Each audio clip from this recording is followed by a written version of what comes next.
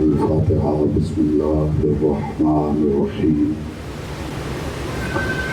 الحمد لله رب العالمين الرحمن الرحيم مالك يوم الدين. إياك نعبد وإياك نستعين. اهدنا الصراط المستقيم صراط الذين أنعمت عليهم غير المغضوب عليهم ولا الضالين.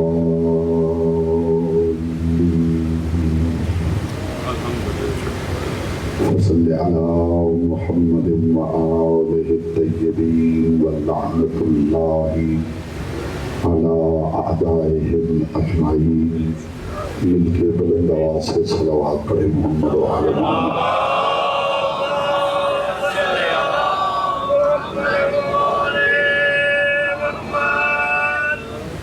بانی مجالس کی توفیقات، عزت، معرفت اور رزق کے اضافے کے لیے ایک مرتبہ بلند آواز سے صلوات پڑھیں.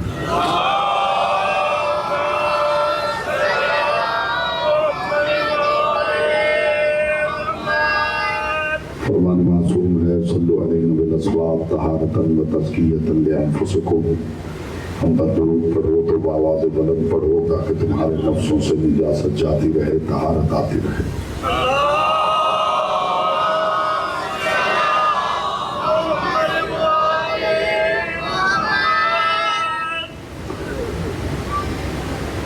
اعوذ باللہ من الشیطان الرجیم. بسم اللہ الرحمن الرحیم. الحمد للہ الذی جعل محبت آل محمد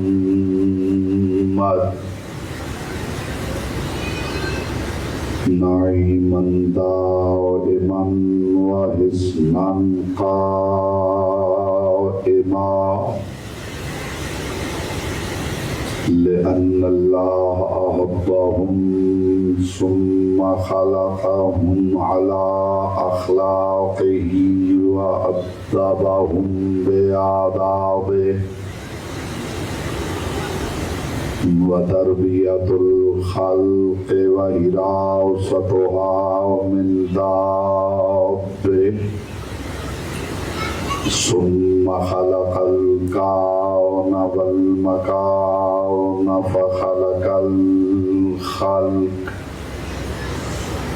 فخلق الخلق ذي حاجة وآهة وآفات. صلوات پر محمد وآل محمد.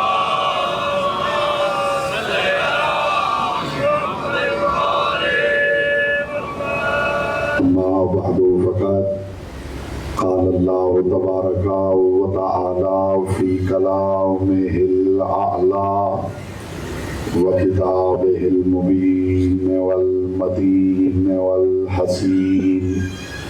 بسم اللہ الرحمن الرحیم.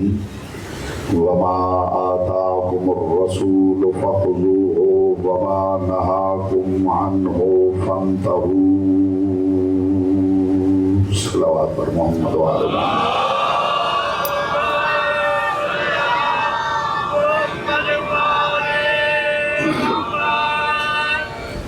حضرات الوقار، محبان آل اطہار، شیعان حیدر کرار، برادران اہل سنت، ساکنان بزم معرفت، سرمستان مہکدہ ولایت، لائق حمد ہے وہ پروردگار. ہم متوجہ ہیں گفتگو کا رس کیا. آئیے بسم اللہ.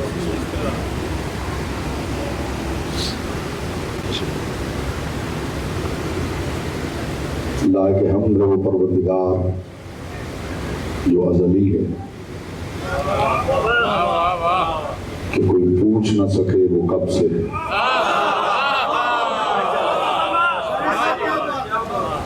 آج سے جب آپ سے راضی رہے ہیں، آپ جانتے ہیں کہ ادھر ادھر کی باتیں مجھے نہیں آتی اور ہوائے گفتگو میں ممبر پہ نہیں کرتا، زمین و آسمان کے قلابے میں نہیں ملاتا، علی کی حویلی کے ساتھ پر میں نے کھینچتانی نہیں کی. اور میں نے ہمیشہ ممبر پہ کہا ہے کہ علی کو بھی پڑھانا ہی پڑے تو پھر علی کیا ہے؟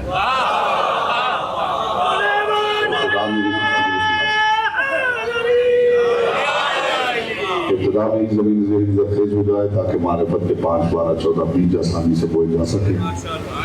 میرے ایک لفظ پہ مجھے آپ کی توجہ درکار ہے۔ لائق حمد ہے وہ پروردگار جو ازلی ہے کہ کوئی پوچھ نہ سکے وہ کب سے ہے، اور وہ ابدی ہے کہ کوئی سوال نہ کر سکے وہ کب تک ہے۔ اس کے قدیم ہونے کے لیے صرف محمدوں سے پہلے ہونا ہی کافی ہے۔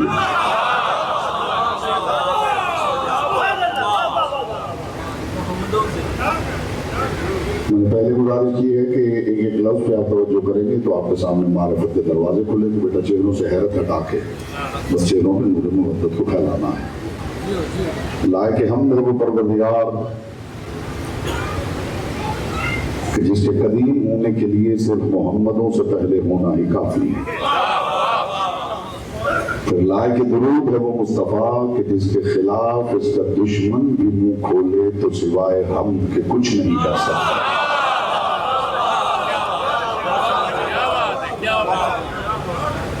میرے پاس بیٹا اسی معیار کی باتیں ہوتی ہیں، مجھے اچھل کود نہیں آتی اور شور مچانا میرا شیوا نہیں ہے، اس لیے کہ بازار میں شور مچا کے اپنا مال وہ بیچتا ہے جس کے مال میں نقص ہوتا ہے۔ یہ باکمال گھرانہ ہے، باکمال ذکر ہے، تو ان کے ذکر کے لیے بھی شور مچایا جائے تو پھر یہ علی کیا ہے؟ لائق درود ہے وہ مصطفیٰ کہ جس کی عظمت کے لیے یہی ایک بات کافی ہے کہ اس کا دشمن بھی اس کے خلاف منہ کھولے تو سوائے ہم کے کچھ نہیں کہہ سکتا۔ پھر لفظ بدلتا ہوں، معانی کی کائنات بدل جائے اور سب کو یک بار کی زبان کی عبادت کا موقع مل جائے۔ لائق درود ہے وہ مصطفیٰ کہ جس کے کل پر ہو اللہ ہو حد ٹکا ہوا ہے۔ ہر بات ہر کسی کے لیے نہیں ہوتی، ہر تبرک ہر کسی کے لیے نہیں ہوتا۔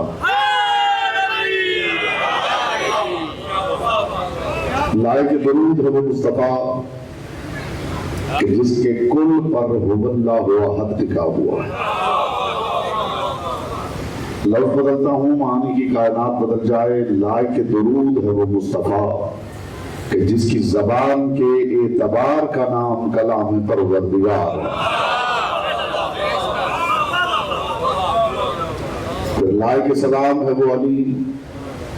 نہ تو میں شور مچانا چاہتا ہوں اور نہ آواز بلند کرنا چاہتا ہوں، نہ بار بار آپ کو متوجہ کرنا چاہتا ہوں۔ ہاں جی، میری کوشش ضرور ہے کہ چہرے پر رونق ہو جائیں، چہروں پہ نور پھیل جائے تاکہ دیکھ کے میری زیارت بھی ہو جائے اور اس طلب کے مطابق وہاں سے رسد بھی مانگ لی جائے۔ پھر لائق سلام ہے وہ علی کہ جس کا بابا مصطفیٰ کو نزاکت نبوت کے مطابق پالنے کی صلاحیت رکھتا ہے۔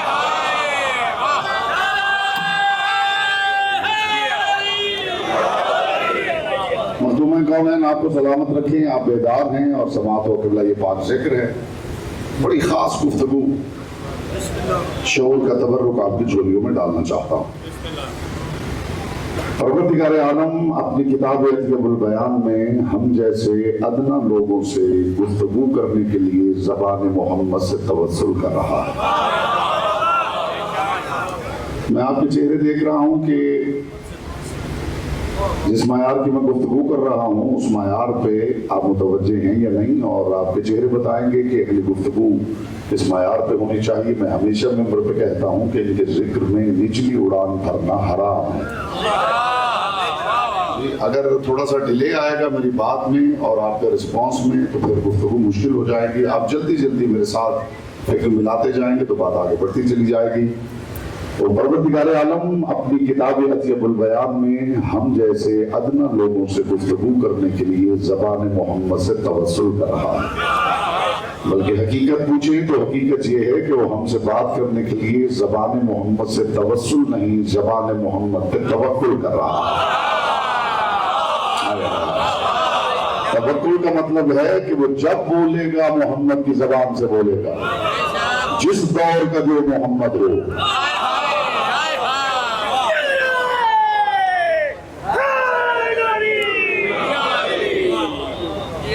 بچوں کو ادھر کر دیں بیٹا, ادھر آ جائیں, ادھر آ جائیں, آپ بزرگوں کو ڈسٹرب کر رہے ہیں. جس دور کا جو محمد ہو. تو پروردگار زبان محمد پہ توکل کرتے ہوئے ارشاد فرما رہا ہے وَمَا آتَاكُمُ الرَّسُولُ فَخُذُوهُ. یہ قرآن ہے, حدیث نہیں کہ کوئی الزام ذوق لگا کے ٹھکرا دے, یہ تاریخ کا واقعہ نہیں کہ کوئی سند کا انکار کر دے, یہ اللہ کی لارب کتاب ہے. وہ ارشاد فرما رہا ہے وَمَا آتَاكُمُ الرَّسُولُ فَخُذُوهُ. جو رسول دے وہ لے لو. وَمَا نَهَاكُمْ عَنْهُ فَانْتَهُوا. جس سے رسول روکے اس سے رک جاؤ. یہ ایک جملہ کہہ کے میں ممبر چھوڑ دوں تو آپ کا دل کہے گا کہ مجلس مکمل ہو گئی ہے, اور خدا کرے قدردانی اس معیار پہ ہو جائے. جو رسول دے وہ لے لو, جسے رسول روکے اس سے رک جاؤ. ایک جملے میں پوری شیعت بتانے لگا ہوں. رسول کے دیے ہوئے کو لے لینے کا نام تولا ہے, رسول کے روکے ہوئے سے رک جانے کا نام تبرہ ہے. اب زمانہ بتائے تولا کرنی ہے یا نہیں, تبرہ کرنی ہے یا نہیں.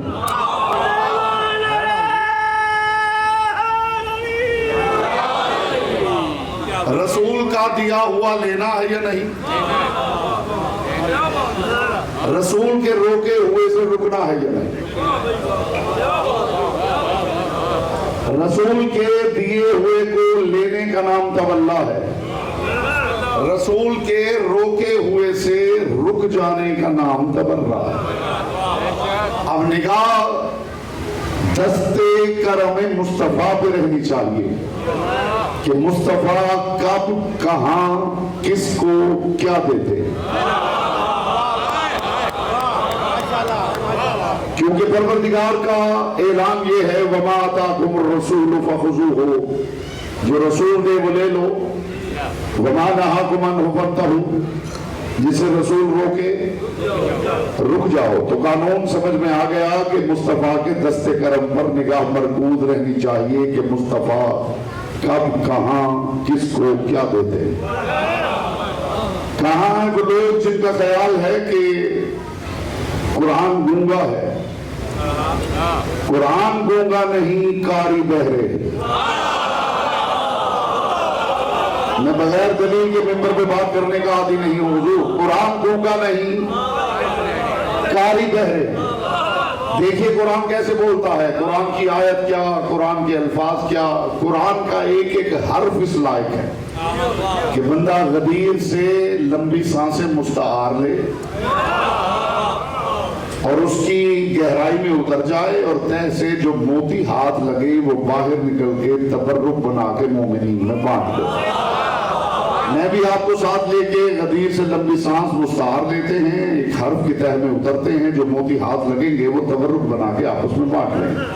وہ حرف کیا ہے؟ اب ہلچل ختم ہو تو میں پہلا جملہ حاضر کروں. وہ حرف کیا ہے؟ وہ حرف ہے فے. اردو میں فے, عربی میں فا.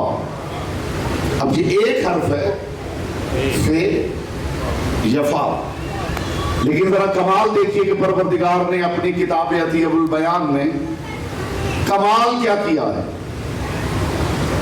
پروردگار عالم نے اس ایک حرف کا استعمال کہاں کیا ہے.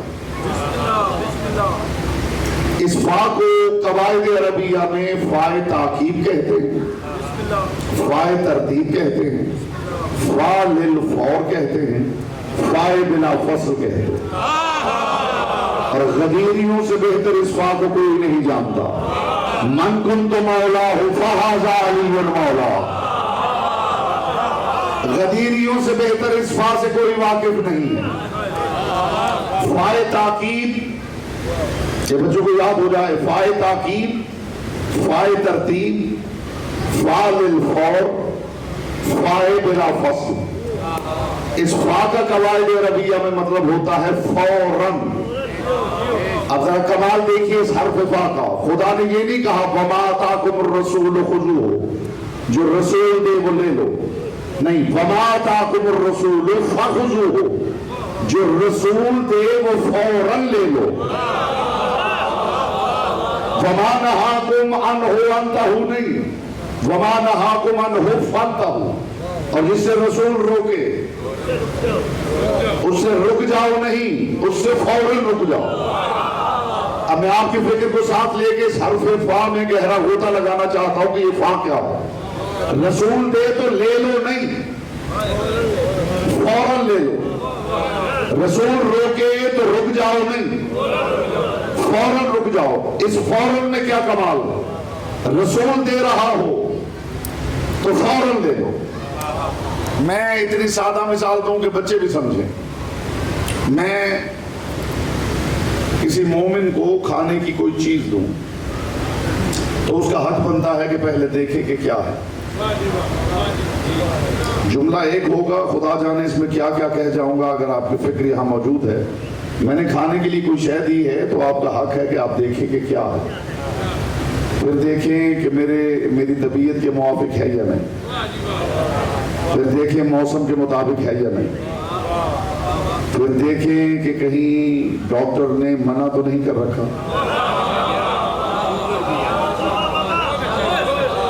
یہ لیتے ہوئے سوچنا آپ کا حق بنتا ہے۔ ابھی تک جو خاموش ہیں میں اس جملے پہ دیکھوں گا زبانیں انہی کے اختیار میں ہیں یا لسان اللہ کے اختیار میں ہیں۔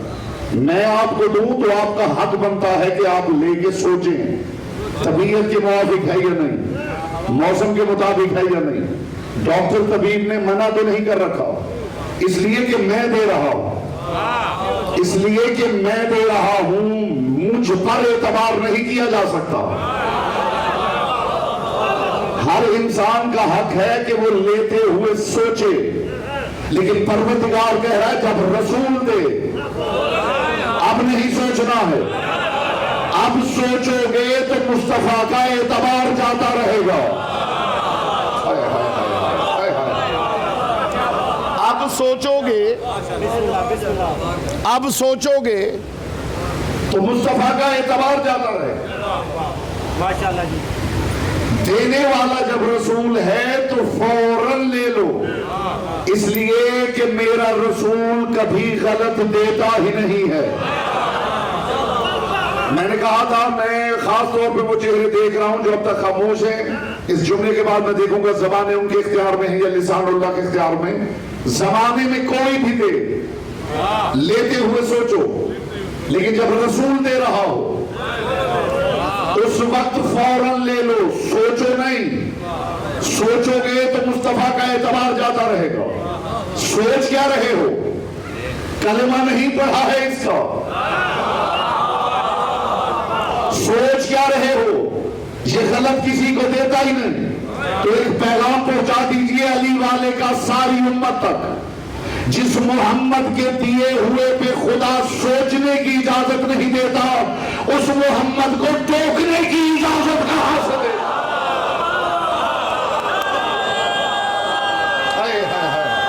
جی حضور، خدا سوچنے نہیں دے رہا۔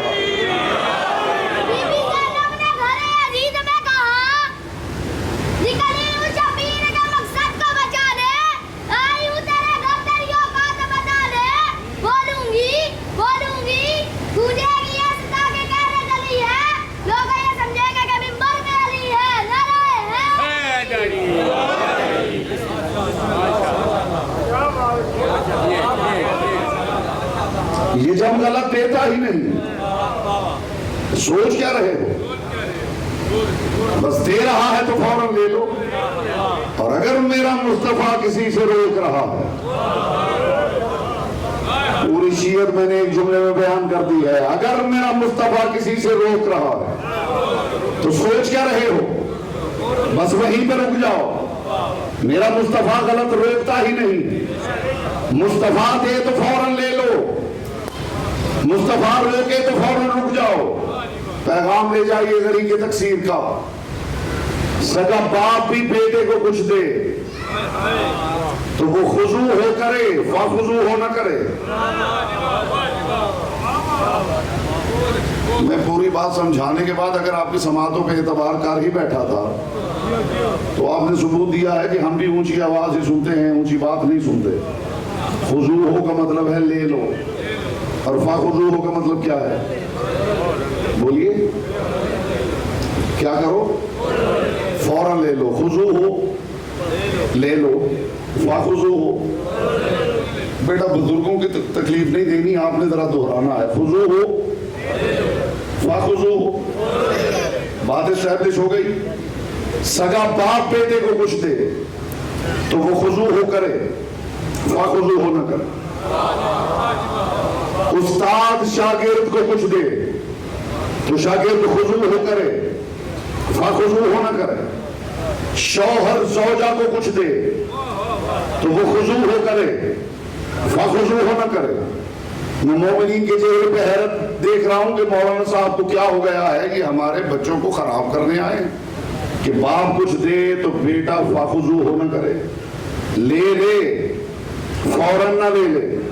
تو میں آپ کے بچوں کو خراب کرنے نہیں آیا، آپ کی نسلیں بچانے آیا ہوں۔ باپ بھی کچھ دے تو بیٹا لے لے، فوراً نہ لے لے۔ بہت ممکن ہے باپ بیٹے کو علی کا بغض دے رہا ہو۔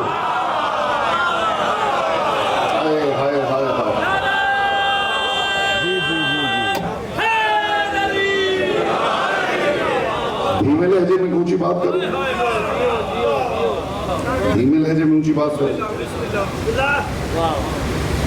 بیٹا چہرے سے حیرت تو ہٹاؤ، تھوڑی چہرے پہ رونق لاؤ یار۔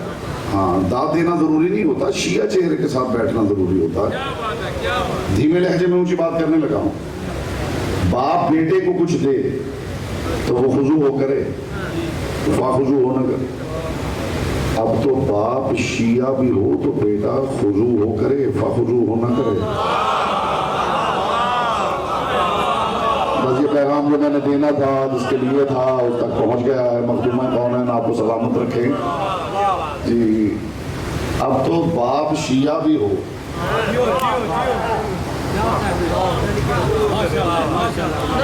تو بیٹا خضوع ہو کرے۔ نہیں ایسا یا علی آپ مہربانی فرمائیے، محفوظ ہی رکھیے اپنے پاس۔ میں پھر دھیمے لہجے میں کچھ ایک پیغام دینے لگا ہوں، پیغام دینے لگا ہوں۔ مجھے پتا ہے، میں نے وہ چہرے دیکھ لیے ہیں جنہوں نے پیغام وصول کیا ہے۔ سگا باپ بھی بیٹے کو کچھ دے تو وہ خضوع ہو کرے، فخضوع ہو نہ کرے۔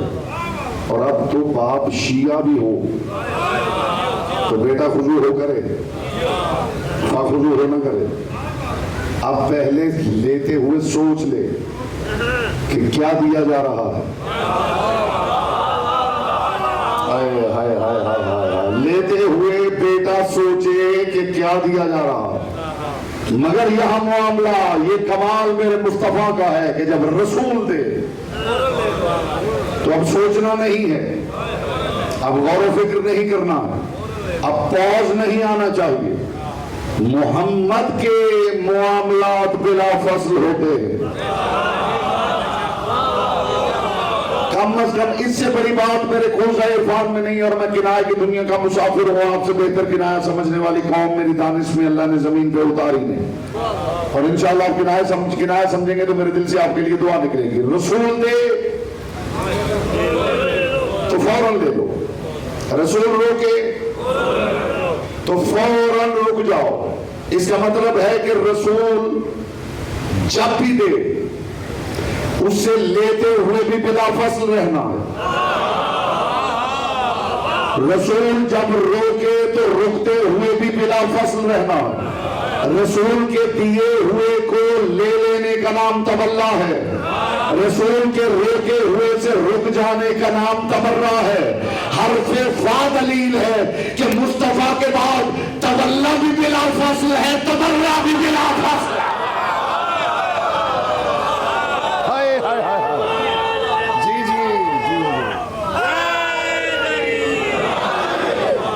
مصطفیٰ جو دے رہے ہیں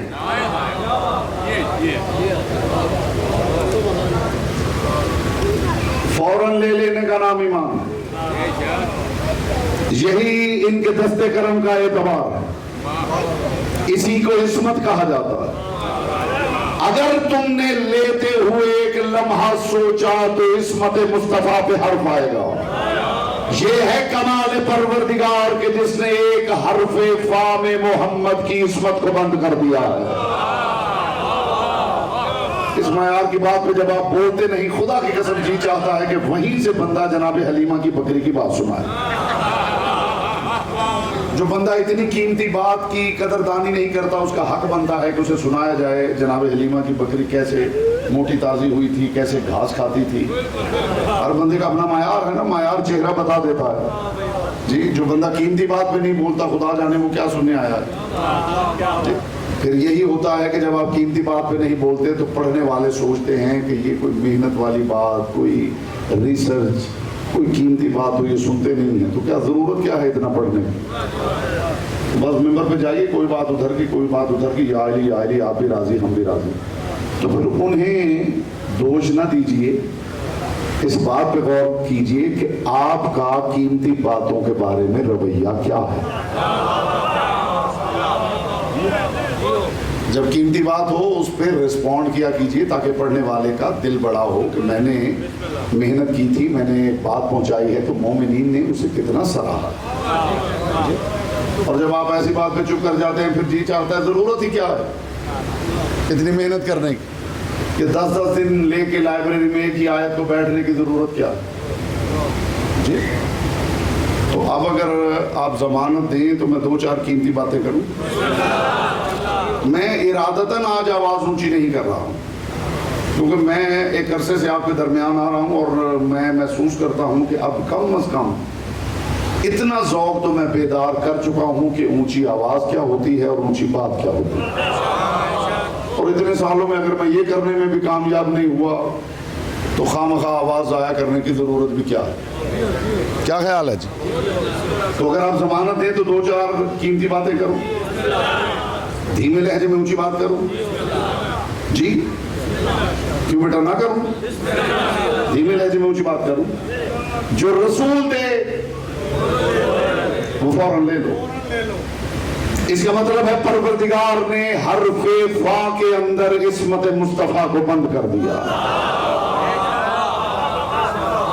جو ایک حرف میں مصطفیٰ کی عصمت کا راز بند کر دے اسے اللہ کہتے ہیں. ایک حرف فا میں پروردگار نے کیا کیا بند کر دیا ہے. خبردار جب رسول دے تو سوچنا نہیں، غور و فکر نہیں کرنا، پاز نہ آئے. اور امت بھی کچھ سینس کر رہی تھی کہ یہ جو خدا اتنا زور دے رہا ہے نا کہ رسول دے تو فوراً لے لو، تو تم بھی خیال رکھنا کہ کہیں وہ نہ دے دے.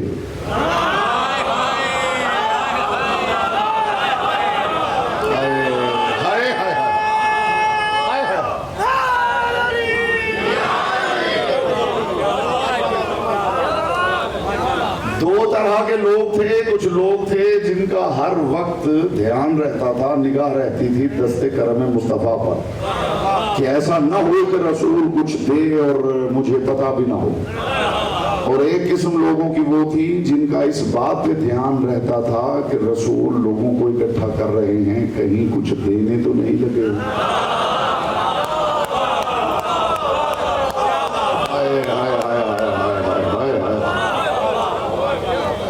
یہی وجہ ہے جب رسول کہتے تھے نا کہ فلاں میدان میں آ جاؤ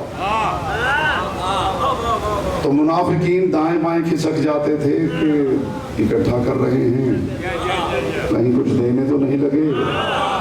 عزت علی کی قسم انہیں اندر سے پتا تھا کہ جب محمد دیں گے تو کیا دیں گے. ہائے ہائے ہائے، استقبال میں آپ کھڑے بھی ہو جائیں تو حق ثبات ادا نہ ہو. رسول جب بھی بلاتے تھے لوگ دائیں بائیں بکھر جاتے تھے، اس خوف سے ڈر جاتے تھے کہ کہیں کچھ دینے تو نہیں لگے.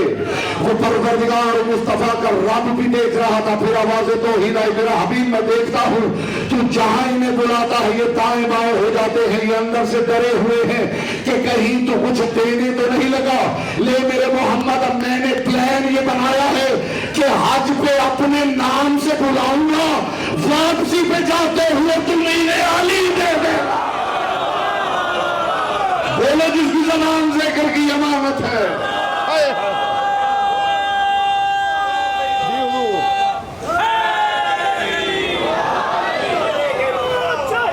علی اس میں الہی ہے، مالک میزان میں تولا، جمعہ کے ساتھ دل مولا۔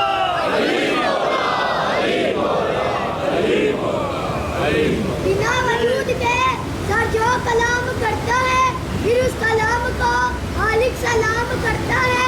جہان بھر کے یزیدوں کو ہر زمانے میں فقط حسین ہی جینا آرام کرتا ہے۔ نعرہ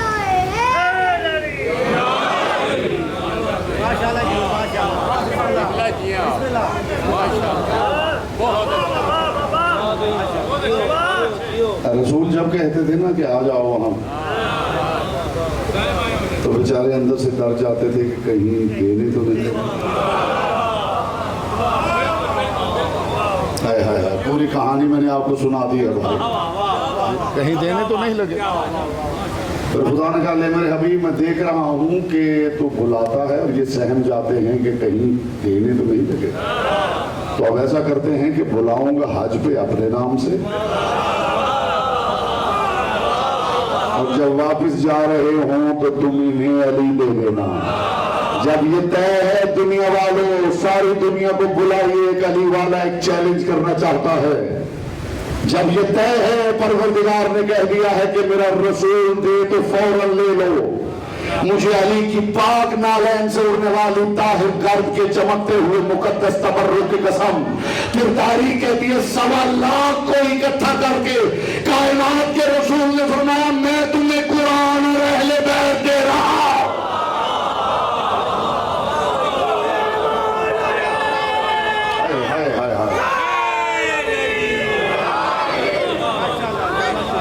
نہیں پھر دھیمے لہجے میں اونچی بات کرتا ہوں۔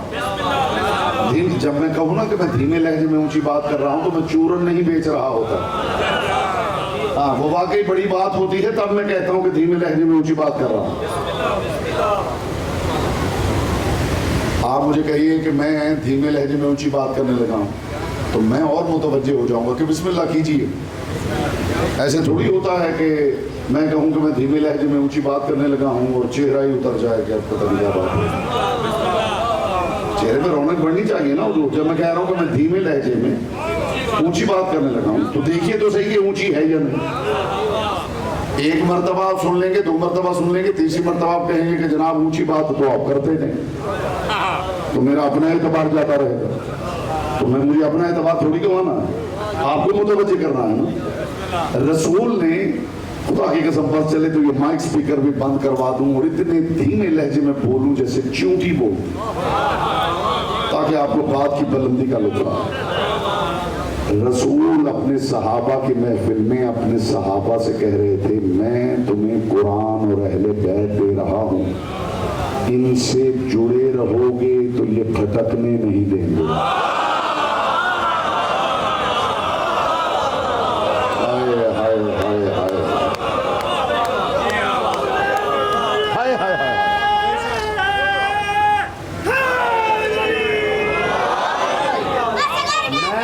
قرآن اور اہل بیت دے رہا ہوں۔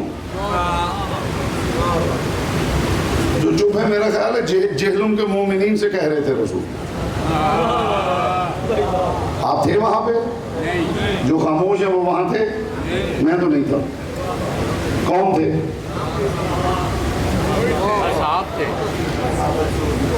جو تھے انہی کو رسول نے کہا کہ میں تمہیں قرآن اور اہل بیت دے رہا ہوں۔ ما ان تمسکتم بہما لن تضلوا بعدی ابدا، ان سے جڑے رہو گے تو کبھی بھٹکو گے نہیں۔ اب رسول کے اس فرمان سے آپ خود فیصلہ کر لیجئے کہ امام کون ہے، ماموم کون ہے۔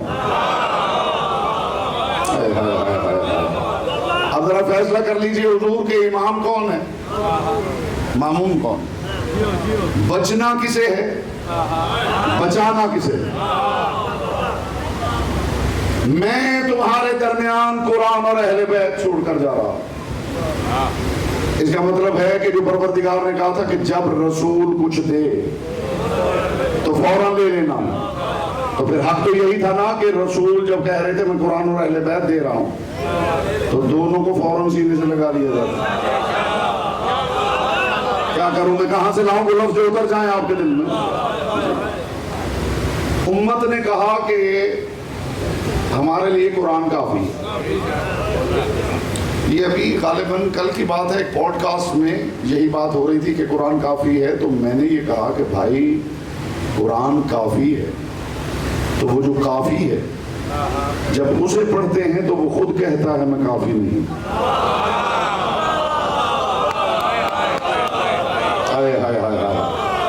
جی جو کافی ہے اسے کافی سمجھ کے جب اسے کھولتے ہیں اور پڑھتے ہیں تو وہ خود کہتا ہے کہ میں کافی نہیں. تو انہوں نے کہا جی کیسے کہتا ہے میں کافی نہیں؟ تو میں نے کہا جی میں قرآن کو کافی سمجھ کے کھولتا ہوں اور قرآن کہتا ہے جو رسول دے وہ لے لو.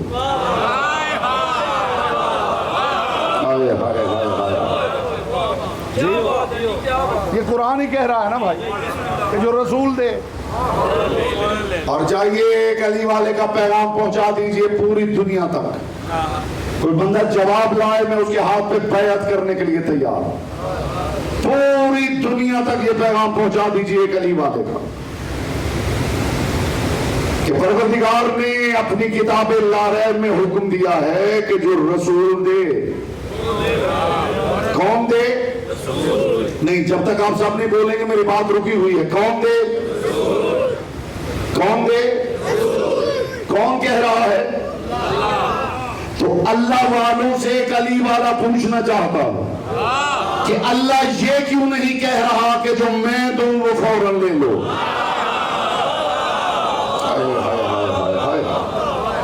کیا خیال؟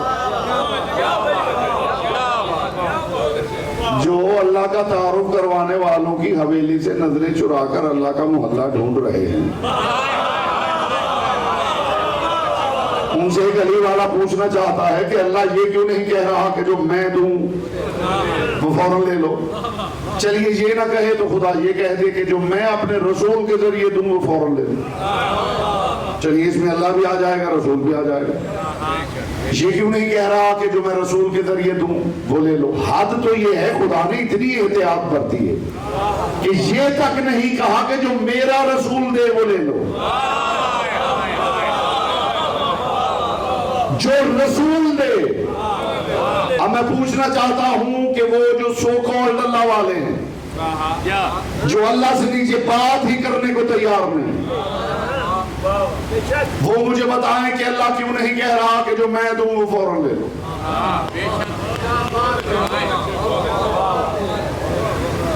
اچھا ایک ہوتا ہے، اب مجھے آپ کی سماعتوں پہ اعتبار ہے تو میں یہ گہری بات کرنے لگا کیونکہ میں نے ہمیشہ جہلم کی سرزمین پہ علمی گفتگو کی ہے. میں ویسے اسی انداز سے بات کرتا ہوں لیکن یہاں پہ اس کی قیمت موصول ہوئی اور مجھے یقین ہے کہ اس بات کی قیمت موصول ہوگی. وہ پروردگار نہیں کہہ رہا کہ جو میں دوں وہ فوراً لے لو. وہ نہیں کہہ رہا جو میں رسول کے ذریعے دوں وہ فوراً لے لو. وہ یہ بھی نہیں کہہ رہا کہ جو میرا رسول دے وہ فوراً لے لو.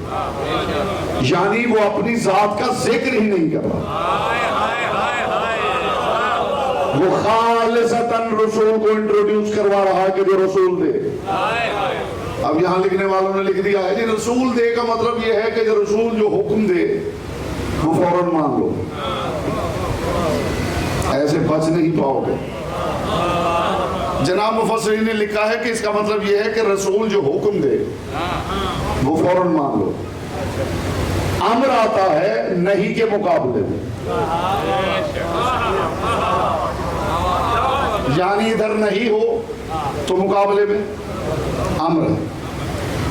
آیت میں اگلے ٹکڑے میں نہیں ہے وما نہاکم، لیکن ابتدا میں امر نہیں ہے. ابتدا میں امر نہیں ہے، عطا ہے. یعنی ادھر نہیں ہے تو پھر ادھر حکم ہونا چاہیے.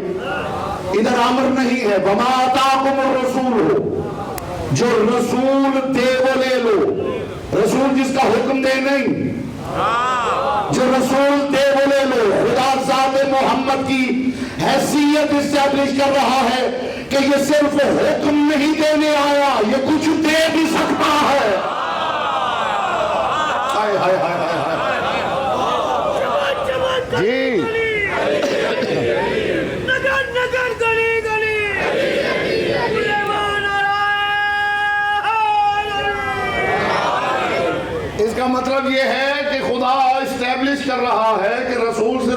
نہیں دے گا، یہ کچھ دینے کا اختیار بھی رکھتا ہے۔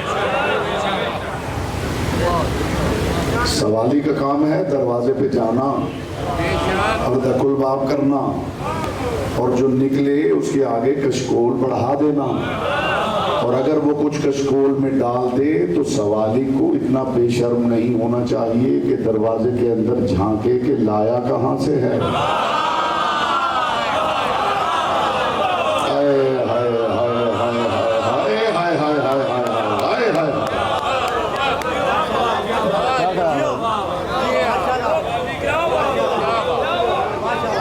ایسا سوالی بے شرم ہوتا ہے کہ جو دروازے سے لے بھی لے اور پھر اندر دیکھے بھی کہ لایا کہاں سے۔ تمہارے کشکول جی کہتے ہیں چاٹیاں پانا، جی جی چاٹیاں نہ پاوے جی۔ تمہارے کشکول میں اگر مصطفیٰ کچھ رکھ رہے ہیں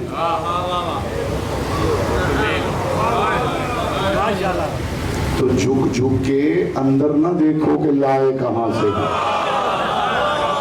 ہائے ہائے ہائے ہائے ہائے، یہ مصطفیٰ کا اور اللہ کا معاملہ ہے۔ تم سوالی ہو، بس دروازے پہ کھڑے ہو، مصطفیٰ نے دے دیا ہے تو لو اور جاؤ۔ تمہارا اس سے کیا معاملہ کہ لیا کہاں سے؟ وہ خدا جانے، مصطفیٰ جانے۔ ہو سکتا ہے کہ تم مانگتے ہو تو رسول کہتے ہو پروردگار اتنا دے دے، میں اسے دینا چاہتا ہوں، اور بہت ممکن ہے کہ خدا نے سارا کچھ رکھ ہی محمد کے گھر میں دیا ہو۔ ہائے ہائے ہائے ہائے،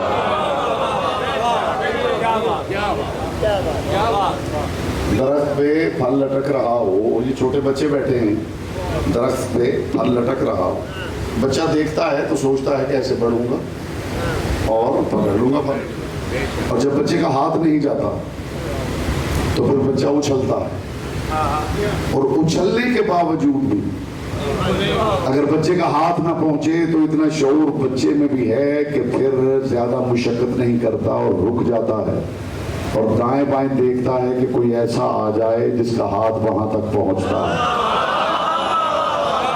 میں امت کے بچوں سے کہوں گا یہ اچھل کود بند کرو، خدا سے کچھ لینا ہے تو اسے ڈھونڈو جس کا ہاتھ وہاں تک جاتا ہے۔ بولو جس کی زبان ذکر کی امانت ہے۔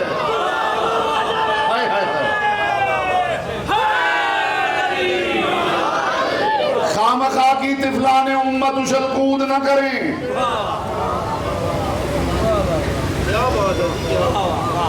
اسے ڈھونڈ لیں جس کا ہاتھ وہاں تک جاتا ہے۔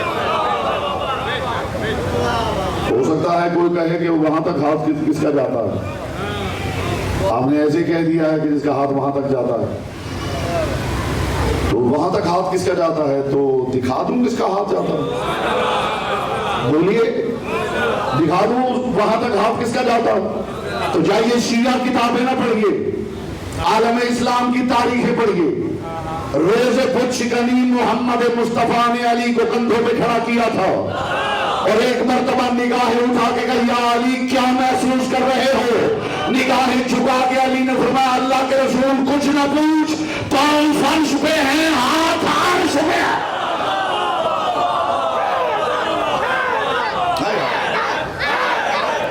حیدر یہاں سے ہوتا ہے، حیدر بھائی، حیدر کہنا ہوتا ہے۔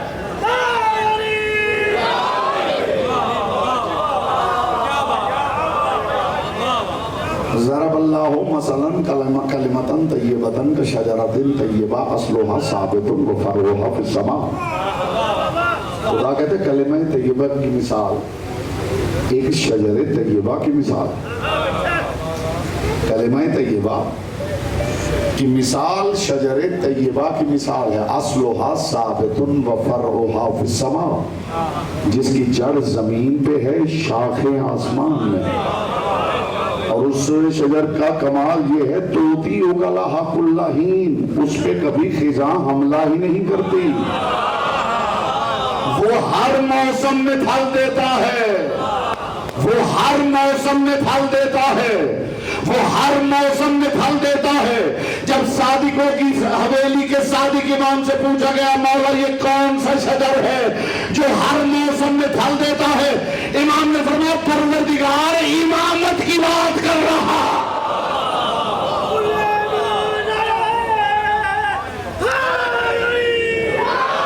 जो रसूल दे वो फौरन ले लो। कल इंशाल्लाह इसी पे बात आगे बढ़ेगी। और जिसे रसूल रोके उससे फौरन रुक जाओ, इसमें तुम्हारा भला है। रसूल को मशवरे न दिया करो। ये रसूल जो दे फौरन फौरन ले लो, जिसे रोके फौरन फौरन रुक जाओ।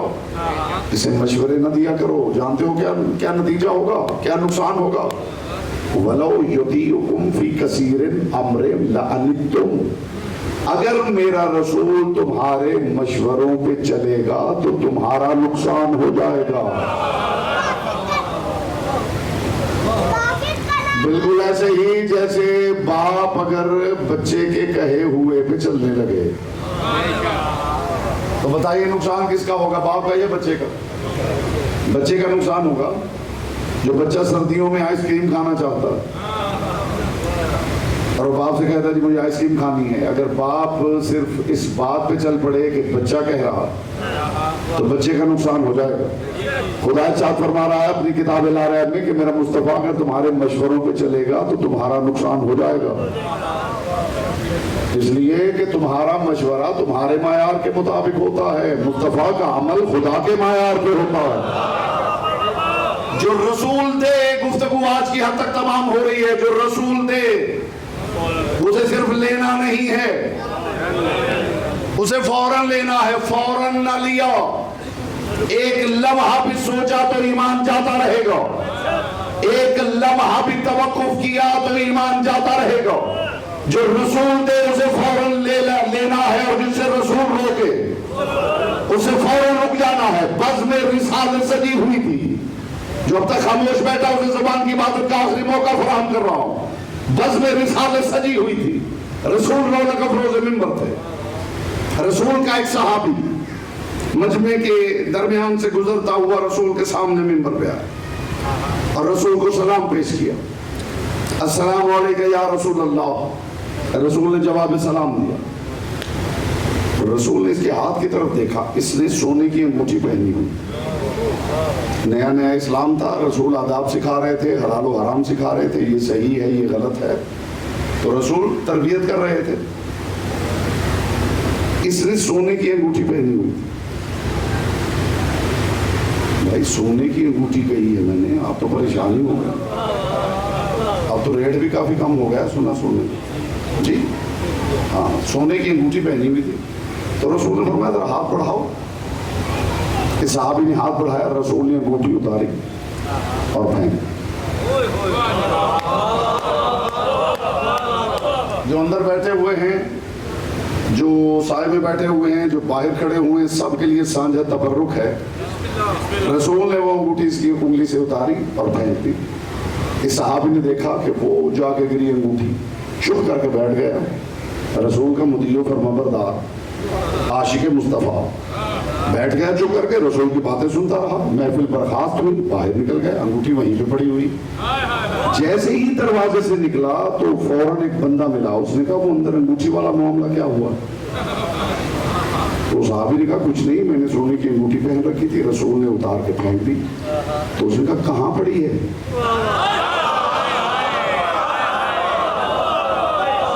उसने देखेगा उसको वो पड़ी है। तो उसने कहा जाओ जाके उठा के जेब में डाल लो, सोना मर्द पे पहनना हराम है, रखना तो हराम नहीं। इज्जत मुस्तफा की कसम, रसूल के सहाबी ने ऐसी बात की क़यामत तक हिदायत का मीनार नूर कायम कर दिया। जब इस शख्स ने कहा ना रसूल ने फेंक दी है तो उठा के जेब में रख लो, पहनना हराम है, रखना तो हराम नहीं। रसूल के सहाबी ने इसकी तरफ देख के कहा रसूल के गिराए हुए को उठा के जहन्नुम में चला जाओ। ये दर्द सहाबी ने दिया, जिसे मोहम्मद गिरा दे उसे उठाना भी हराम है, जिसे मोहम्मद उठाए उसे गिराना भी हराम।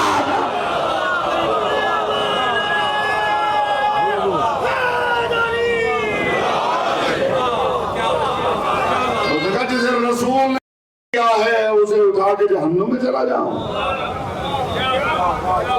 हाय हाय हाय। ये रसूल के सहाबी ने हमें दर्द दिया है कि जिसे मुस्तफा गिरा दे उसे उठाना हराम है, और जिसे मोहम्मद उठाए।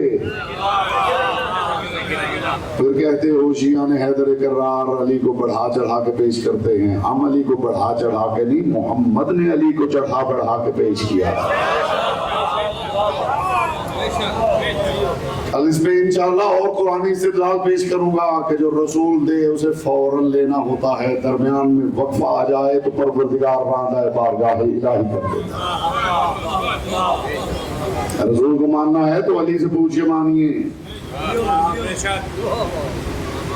अली बताएंगे रसूल किसे कहते। मैं और आप क्या जाने कि रिसालत का मायार क्या, अली बताएं। और फिर शिया ने हैदर कर्रार के गले में आके फूलों के हार डालो। तुम्हें खबर नहीं कि ये अली को कहां तक मानते हैं, मगर ये इतने वफादार हैं कि अली को जहां तक भी मानते हैं, मुस्तफा को अली का मौला ही मानते हैं।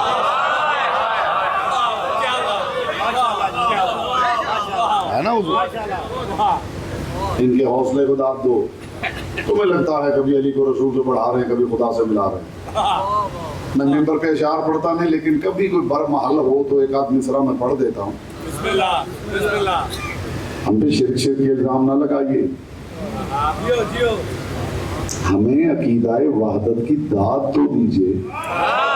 अली के होते हुए हम खुदा को मानते हैं।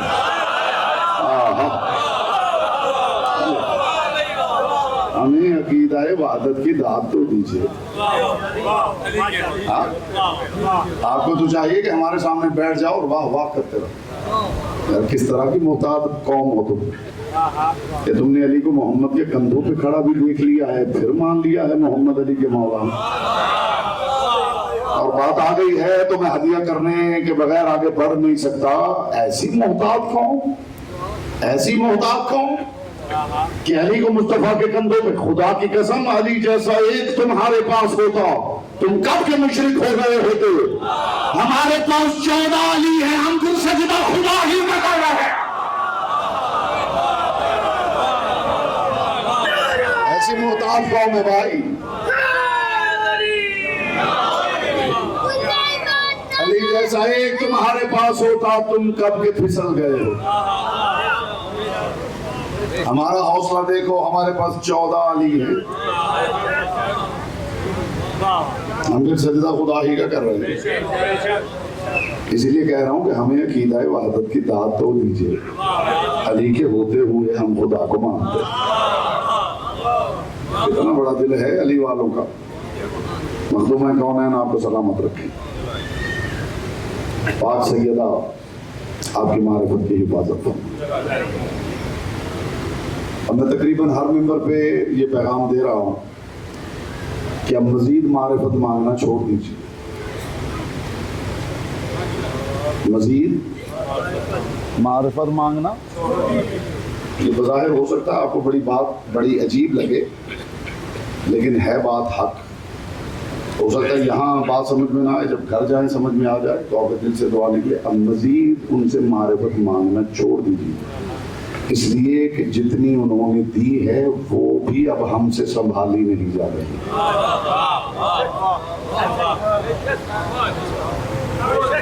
अच्छी बात है, जो मारिफत वो दे चुके हैं उसे संभाल लीजिए। वो तो संभाली नहीं जा रही, वो तो फिसली जा रही है।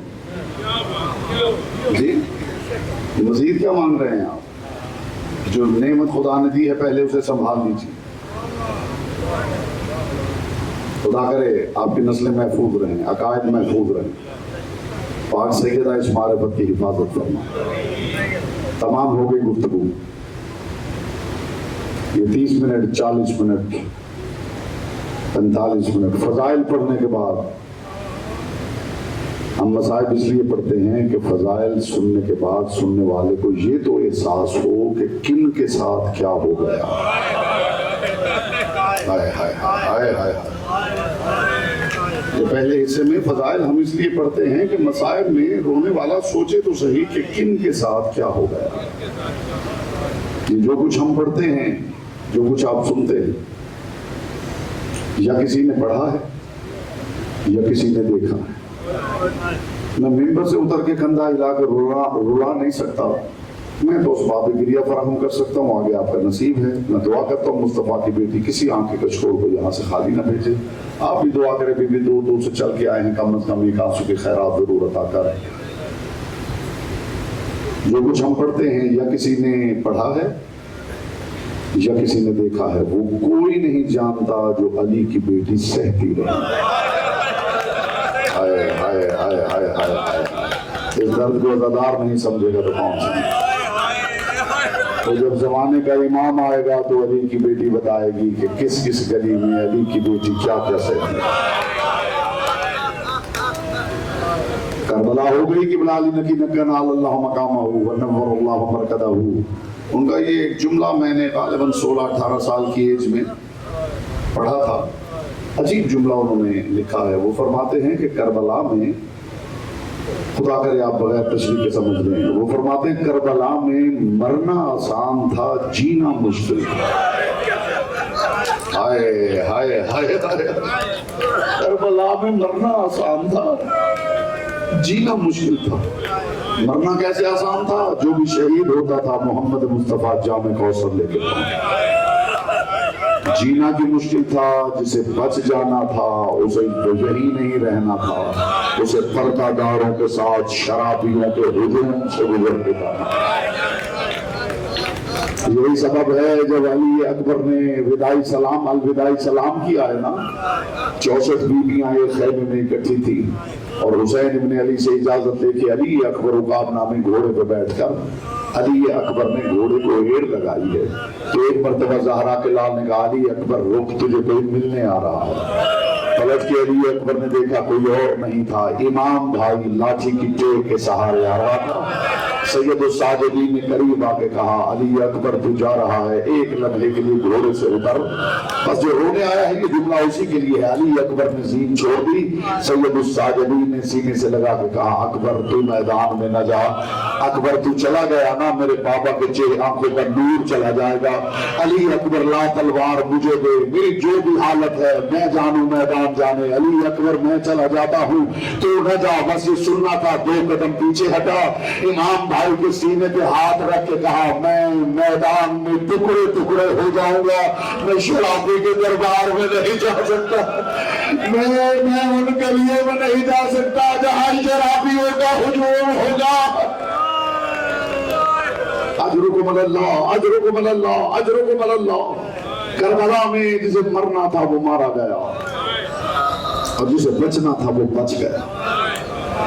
کربلا میں اکبر مارے گئے، قاسم مارے گئے، اور محمد مارے گئے، اصغر بھی نہ بچا، اور غیرتوں کا مارا ہوا امام پیشانی کے بل کربلا کے ایک چھوٹے سے خیمے میں پڑی ہوئی چٹائی پہ گرا ہوا تھا۔ میں آپ کے لیے دعا کرتے ہوئے یہ جملہ کہہ رہا ہوں، جس کی آنکھ خشک ہے محمد کی بیٹی اسے آنسو کی خیرات ضرور عطا کرے، کوئی رو نہ سکے تو رونے والی شکل ضرور بنا لے تاکہ مصطفیٰ کی بیٹی دعائیں دے کے یہاں سے پلٹے۔ سید الساجدین کربلا کے چھوٹے سے خیمے میں چٹائی پہ پیشانی کے بل گرے ہوئے تھے، یا اچانک باہر طبل اور باجے بجنے کی آواز آئی۔ سید الساجدین نے اپنی لاٹھی سے خیمے کا پردہ ہٹایا، سامنے کیا منظر تھا، حسین کا کٹا ہوا سر نیزے پہ اٹھایا جا رہا تھا، دونوں ہاتھ ماتھے پہ رکھ کے سجاد نے کہا السلام علیکم یا ابا عبداللہ۔ اور رونے والے ماتم کرنے والے، ابھی یہ قیامت ختم نہیں ہوئی تھی کہ کسی نے طبل بجایا اور اونچی آواز میں کہا ان کا کوئی نہیں رہا، آؤ علی کی بیٹی کے خیموں کی طرف چلتے ہیں۔ سجاد لاٹھی کی ٹیک کے سہارے کھڑے ہو گئے، ادھر لانا ابھی سجاد زندہ ہے۔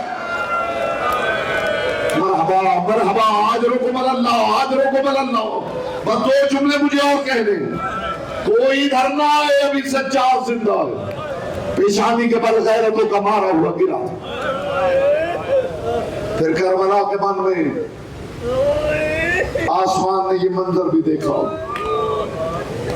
کبھی آپ نے سوچا ہے کہ جن ظالموں نے علی اصغر کو نہیں چھوڑا، انہوں نے حسین کے بیٹے سجاد کو کیسے چھوڑ دیا؟ سوچنے کی بات ہے یا نہیں؟ جنہوں نے علی اصغر جیسے ششماہے کو نہیں چھوڑا، ان ظالموں نے سجاد کو کیسے چھوڑ دیا؟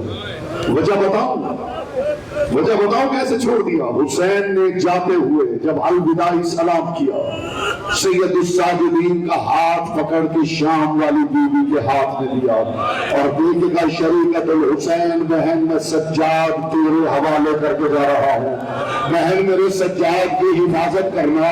پھر علی کی بیٹی نے ایسی حفاظت کی، میں اسی جملے کے اوپر چھوڑ رہا ہوں، پھر علی کی بیٹی نے ایسی حفاظت کی کہ جب سب مارے گئے تو ظالم، بہت سے ظالم اپنے گھوڑوں کے سوار ہو کر یہ کہتے ہوئے سجاد کے خیمے کی طرف بڑھے کہ حسین کا ایک علی بیٹا اندر ہے، آئے اسے وہیں پہ قتل کر دیتے ہیں۔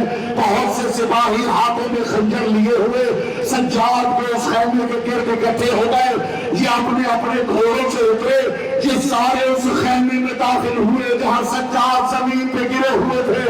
انہوں نے آگے بڑھ کے خنجروں کے وار کرنے شروع کیے، اللہ کرتا ان واروں سے سجاد قتل ہو جاتے، اس خیمے میں علی کی بیٹی نہ ہوتی، علی کی بیٹی نے اپنے آپ کو سجاد پہ گرا لیا۔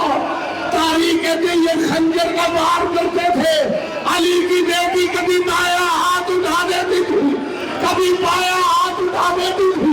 پہلے زینب کو مارو، پھر سجاد کو مر لے۔ وَسَيَعْلَمُ الَّذِينَ ظَلَمُوا أَيَّ مُنقَلِبٍ